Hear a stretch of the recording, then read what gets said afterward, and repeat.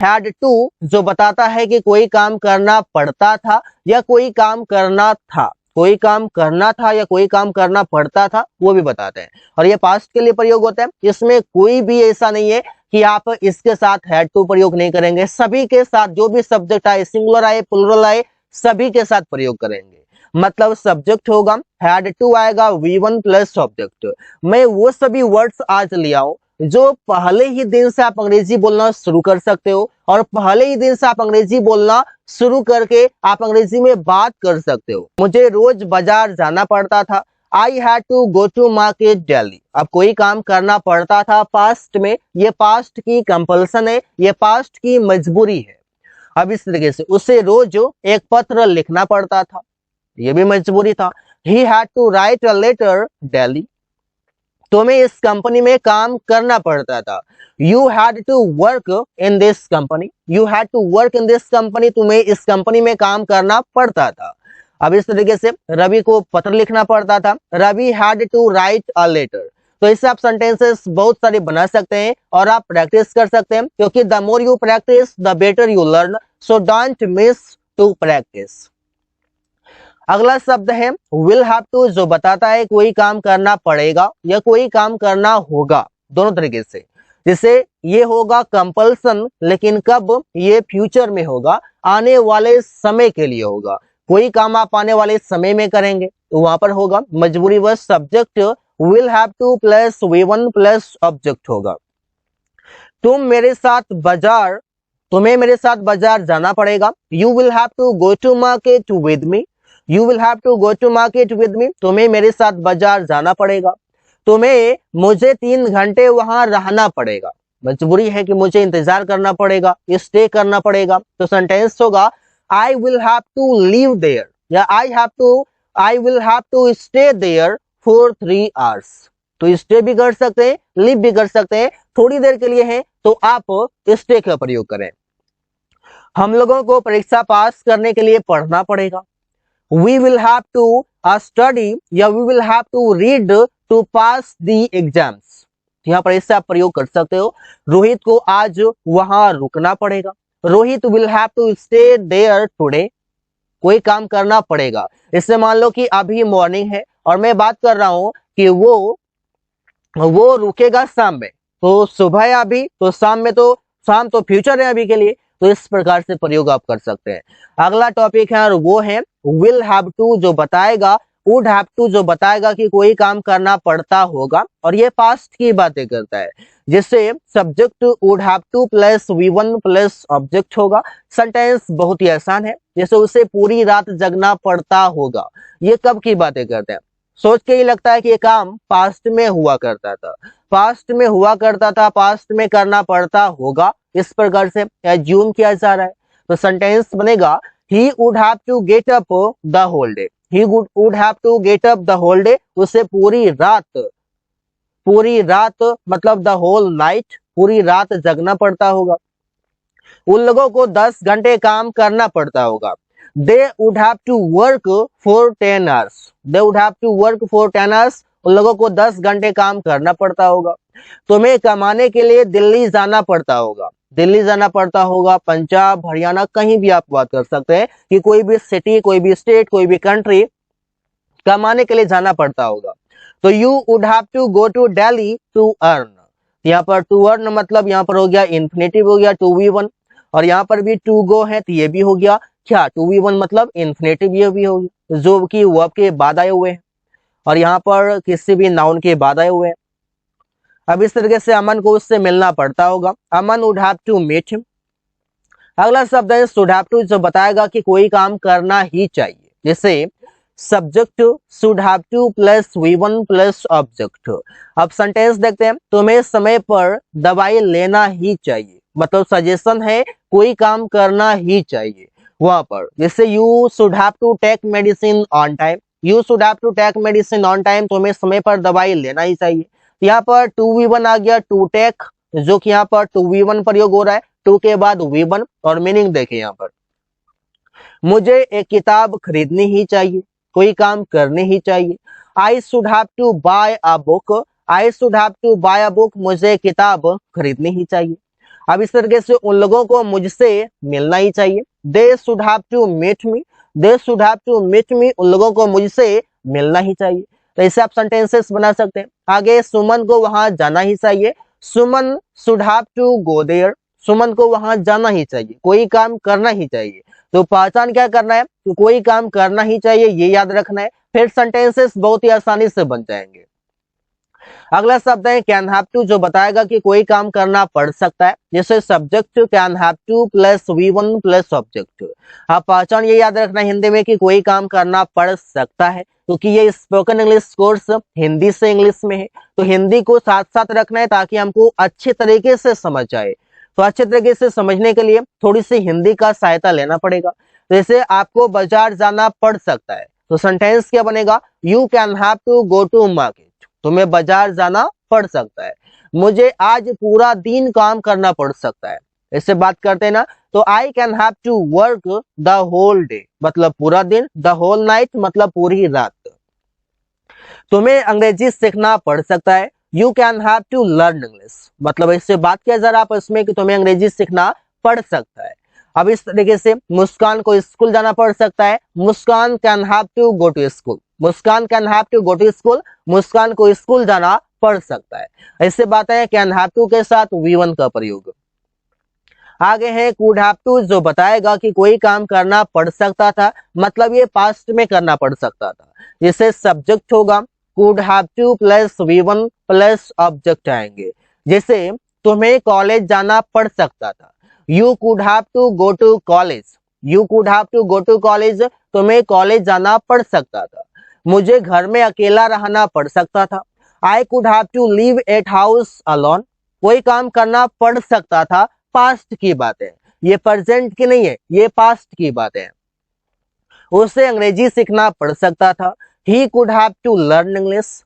रवि को किताब खरीदना पड़ सकता था, Ravi could have to buy a book, कोई काम करना पड़ सकता था। वहां पर आप बड़े ही आसानी से बता सकते हो कि यहाँ पर कुड हैव टू का प्रयोग होगा, क्योंकि पहचान आपको याद है कि कोई काम करना पड़ सकता था। अगर अंग्रेजी की बात करो तो ये पास्ट में कंपल्सन बताता है, वो भी आप कह सकते हैं कि कोई काम करना पड़ सकता था मॉडल वर्ब के साथ। अगला शब्द है मे हैव टू, जो बताता है कि कोई काम करना पड़ सकता है, लेकिन यहाँ पर है पॉसिबिलिटी, मतलब संभावना है। अब जैसे बोलते हैं subject may have to plus V1 plus object आते हैं, तो सेंटेंस कैसे बनेगा, इसे तुम्हें जुर्माना देना पड़ सकता है। तो यहाँ पर क्या है, संभावना है, क्योंकि तुम ऐसे काम कर रहे हो कि तुम्हें जुर्माना देना पड़ सकता है। तो you may have to pay a fine, you may have to pay a fine, तुम्हें जुर्माना देना पड़ सकता है। तुम्हारे भाई को परीक्षा देना पड़ सकता है, क्योंकि बिना परीक्षा दिए परीक्षा पास नहीं हो सकता, तो परीक्षा देना पड़ सकता है। Your brother may have to appear at the examination, at the examination, appear at the examination का मतलब होता है परीक्षा में बैठना, परीक्षा देना, ऐसे बात करते हैं। मुझे वहां रुकना पड़ सकता है, I may have to stay there, I may have to stay there, मुझे वहां रुकना पड़ सकता है। आकाश को उसके साथ रहना पड़ सकता है, तो Akash may have to go with him, तो आकाश को उसके साथ जाना पड़ सकता है। तो जाना मीन्स गो, रहना मीन्स लिव, तो अगर रहना रहेगा तो लिव, जाना रहेगा तो गो। हैविंग टू, हैविंग टू के बाद V1 यहाँ पर लिखा हुआ है, और ये 2V1 आज हमारा टॉपिक है कि 2V1 का प्रयोग कब होता है और किस सिचुएशन में होता है, किस किस कंडीशन में होता है, और इसका मीनिंग क्या होता है। तो इसका यहाँ पर मीनिंग है कि कोई काम करना पड़ रहा है, कोई काम करना पड़ रहा है इस सेंस में। अब इसका स्ट्रक्चर होगा subject is am are plus having to plus V1 plus object होगा।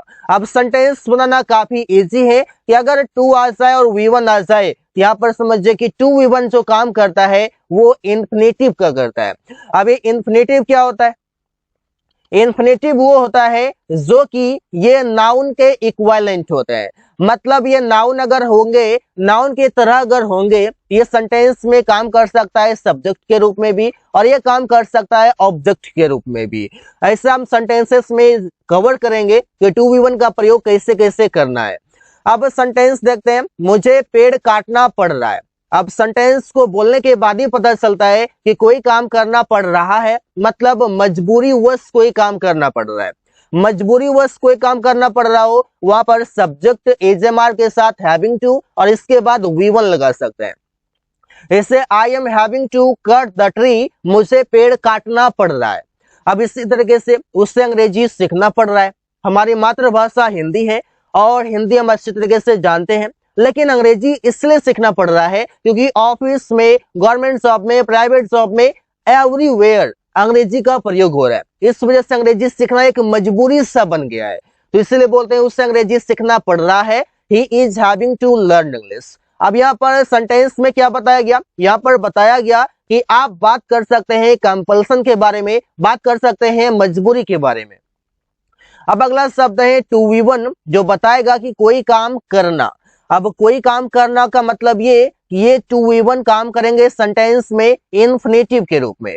अब ये इन्फिनेटिव जैसे ही होगा, इन्फिनेटिव जैसे ही होगा तो मतलब ये सेंटेंस में या तो सब्जेक्ट बनेगा और या तो ऑब्जेक्ट बनेगा, या फिर ये कोई वर्ब के बाद आएगा, वर्ब के बाद आएगा इन्फिनेटिव। इस तरीके से वर्ब के बाद टू वी वन। जैसे आप बोलते हैं आई वांट टू गो, तो टू गो इन्फिनेटिव है। आप बोलते हैं आई लाइक टू ईट, तो यहाँ पर टू ईट हो गया इन्फिनेटिव। अब स्ट्रक्चर देखिए, सेंटेंस में सबसे पहले टू वी वन आएगा, मतलब ये सब्जेक्ट बनेगा। इसके बाद आएगा इज और इज के बाद आएगा अदर वर्ड। अदर वर्ड मतलब वहां पर कोई भी आ सकता है, ऑब्जेक्ट नाउन भी आ सकता है, प्रोनाउन भी आ सकता है, एडजेक्टिव भी आ सकता है, एडवर्ब भी आ सकता है, इस तरीके से। अब सेंटेंस देखते हैं। टहलना हेल्थ के लिए अच्छा होता है। अब कोई काम करना, तो टहलना, टहलना का अंग्रेजी लिखा जाएगा टू वॉक। टू वॉक मतलब टहलना। इसके बाद आ जाएगा वर्ब जो कि इज लगेगा। इसके बाद अच्छा मतलब गुड, हेल्थ के लिए, स्वास्थ्य के लिए मतलब for health. To walk is good for health, टहलना स्वास्थ्य के लिए अच्छा होता है। अब धूम्रपान करना हेल्थ के लिए हानिकारक होता है, बात भी सही है। तो सेंटेंस बनेगा to smoke is injurious to health. यहाँ पर टू स्मोक सब्जेक्ट हो गया, इज इसके बाद इंजूरियस प्लस टू और इसके बाद ये हेल्थ नाउन आ गया। इस तरीके से अंग्रेजी बोलना बहुत आसान है। तो बोलना लास्ट में आप समझिए कि वहां पर ना आएगा और वो सेंटेंस में सब्जेक्ट बनेगा। टू स्पीक इंग्लिश, अंग्रेजी बोलना इज वेरी इजी, बहुत आसान है, तो इससे आप समझ सकते हैं। अब क्रिकेट खेलना शरीर के लिए अच्छा होता है। To play cricket is good for body. For body मतलब शरीर के लिए, ऐसे बोल सकते हैं। तो to play, to speak, to smoke, to walk, ये सभी इन्फिनेटिव है जो सेंटेंस में सब्जेक्ट का काम कर रहा है। ये नाउन के इक्विवेलेंट होते हैं। अब आगे देखते हैं अबाउट टू, और अबाउट टू के साथ वी वन। अब इसका मीनिंग है कि कोई काम करने ही वाला है, कोई काम के होने की नजदीकी को बताता है कि कोई काम होने ही वाला है। इसे subject is am are plus about to plus V one plus object होगा। जैसे वो स्टेशन पहुंचने ही वाला है, तो यहाँ पर देखिए कोई काम के होने की नजदीकी को बताता है कि कोई काम होने ही वाला है। तो सेंटेंस बनेगा he is about to reach the station. He is about to reach the station, वो स्टेशन पहुंचने ही वाला है। रवि बाजार जाने ही वाला था, ये पास्ट का है, तो इजमार की जगह पर वॉज वर लगाएंगे जो कि रवि के साथ वॉज आता है, मतलब कोई सिंगुलर नाउन हो उसके साथ वॉज आता है। Ravi was about to go to market, रवि बाजार जाने ही वाला था, कोई काम करने ही वाला था। अब आगे देखते हैं, वो है हैव टू, और हैव टू का मतलब है कोई काम करना पड़ता है। कोई काम करना पड़ता है, वो भी मजबूरी वश करना पड़ता है। मजबूरी में कोई काम करना पड़ता है, तो वहां पर आप दिखाते हैं। अब ये हैव टू किसके साथ प्रयोग करते हैं, इसमें आता है I, we, you, they, plural noun और प्रोनाउन। मतलब नाउन हो या प्रोनाउन हो, दोनों प्लुरल रहेगा तभी आएगा हैव टू, अन्यथा नहीं आएगा। इतना आप ध्यान रखेंगे। और लास्ट में आप समझ लीजिए कि आप इसके साथ हैव टू ही प्रयोग करेंगे और हैज टू तो गलती से भी नहीं करेंगे। अब इसका स्ट्रक्चर इस प्रकार से होगा, सब्जेक्ट हैव टू, इसके बाद to V one plus object. ये क्या बता रहा है कि कोई काम मजबूरी वश करना पड़ता है प्रेजेंट टाइम में। उन लोगों को रोज काम करने जाना पड़ता है। देखिए काम करना जाना पड़ता है मतलब मजबूरी वश जाना पड़ता है, या फिर आप कहें तो कोई काम करना जरूरी हो, वो भी आप दिखाते हैं। और कोई काम करना मजबूरी हो, वो भी आप दिखाते हैं। जब जरूरी हो या मजबूरी हो तो वहां पर आप हैव टू प्रयोग कर सकते हैं, नो डाउट। अब देखिए they have to go to work, उन लोगों को काम करने जाना पड़ता है। डेली मीन्स रोज। हम लोगों को रोज ठंडी में नहाना पड़ता है। अब देखिए ठंडी में नहाना पड़ता है तो ये भी एक मजबूरी है, क्योंकि ठंडी में नहाने का मन नहीं करता। तो we have to take a bath in winter daily. मुझे खाना बनाना पड़ता है। अब खाना मुझे बनाना पड़ता है तो मुझे तो बोरिंग लगता है, मुझे बनाना अच्छा नहीं लगता है, मजबूरी बस बनाना पड़ता है, क्योंकि खाऊंगा क्या। तो यहाँ पर सेंटेंस होगा I have to cook food. Aman और आकाश को अंग्रेजी सीखना पड़ता है। Aman and Akash have to learn English. यहाँ पर देखिए अमन सिंगुलर है, आकाश सिंगुलर है, जब दोनों मिल गए तो बन गया प्लूरल, इस वजह से हैव टू आया हुआ है।